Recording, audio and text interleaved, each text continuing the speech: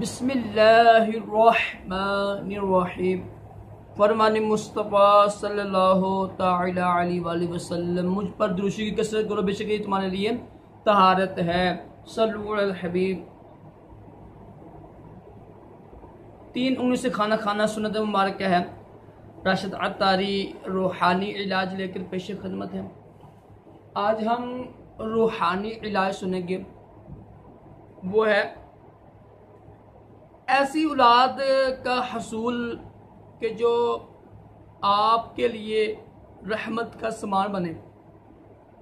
देखिए, बच्चे पैदा होते रहते हैं ना, अल्लाह की नेमत है, रहमत है।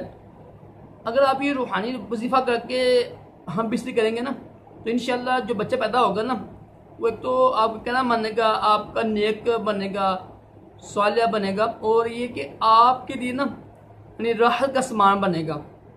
सामान राहत बनाना हर एक यानी अम्मी अबू की ख्वाहिश होती है, मेरा बेटा मेरे लिए ना अच्छा नहीं सुकून का जरिया बने। तो ये रूहानी इलाज कीजिएगा, बड़ा आसान रूहानी इलाज है। जब आपने हम बिस्ती करनी हो ना, तो कोशिश करें वुज़ू करके 2 रकात नमाज पढ़ें, अल्लाह से दुआ करें, अब खदरूशी पढ़ कर 56 बार, 50 और 6 56 बार ना ला इलाहा इल्लल्लाहु ला इलाहा इल्लल्लाहु पढ़ के ना बीच रात में कोशिश करें 2-3 बजे हम बिस्तरी किया करें।